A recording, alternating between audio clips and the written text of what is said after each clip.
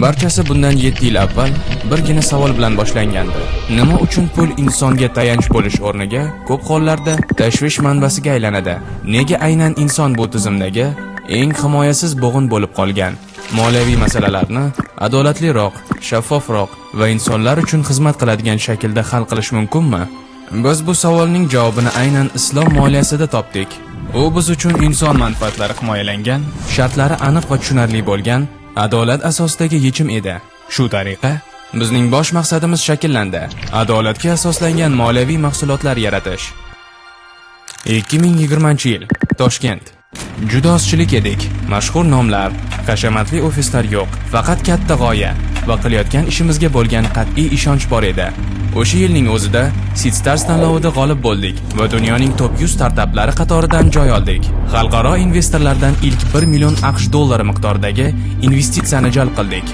O'shanda bir narsani angladik. Yuqoridagi savollar faqat bizni o'ylantirmayotgan ekan. Shaffof va adolatli moliyaga bo'lgan ehtiyoj bor va bu ehtiyoj global miqyosga ega.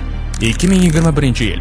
Biz o'zimizga yana o'sha savolni berdik. Faqat bu safar investitsiyalar haqida. Xo'sh, agar investitsiyalardan foydalanishga oddiy insonlar, o'qituvchilar, shifokorlar, uy bekalariga imkoniyat bo'lsa-chi, bunday loyiha qanday bo'lishi lozim? Shu tariqa tushunarli va shaffof modelga ega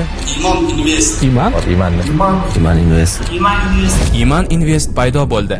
Dastlabki mijozlar pulga sotib olish mumkin bo'lmagan haqiqiy ishonch. 2022-yil. Biz xuddi shu savolni nasiya yo'nalishida ham o'zimizga berib ko'rdik. Barcha ortiqcha narsalarni olib tashlab, mijoz uchun ham, o'zimiz uchun ham adolatli shartlar asosida ilk nasiya loyihamizni yo'lga qo'ydik. Singapur va AQSh bu yondashuvda katta salohiyatni ko'rdi. Yana 1 million dollar sarmoya kiritildi. Biz esa o'z g'oyamizning tasdig'ini topdik. Halollik cheklov emas, bu kuchdir. 2023-yil. 20 ming kishi bizni yechimlarimizni tanladi. Bu narsa biz uchun hech qachon shunchaki raqam bo'lmagan. Bu yosh, ammo intiluvchan kompaniyaga bildirilgan 20 mingta ishonch. Adolatli moliyaviy xizmatlar zarur ekanligini 20 mingta jonli tasdig'i. 2024-yil. Garvard universitetida bizni eng yaxshi islom moliyaviy startapi deya e'tirof etishdi. Al-Huda talqiniga ko'ra esa eng yaxshi islomiy investitsion platformaga aylandik. Ammo bu e'tiroflarning hech qaysi biri biz uchun yakuniy manzil bo'lmagan. Bu shunday nuqtaki, undan keyin to'xtab qolish emas, aksincha, yanada tezroq oldinga intilish kerak bo'lgan. 2025-yil. Shu paytgacha ishlab chiqilgan barcha loyihalarni qayta ko'rib chiqdik. Ko'chmas mulk bozoriga qadam qo'ydik, strategiyamizni yangiladik va rebrending o'tkazdik. Yillar davomida alohida shakllangan barcha loyihalarni yagona Imanum ekotizimida birlashtirdik. Undagi har bir loyiha bu biz ilk kundan beri o'zimizga berib kelayotgan savollarga javoblar sifatida shakllangan. Qanday qilib yanada adolatliroq yechim qilish mumkin?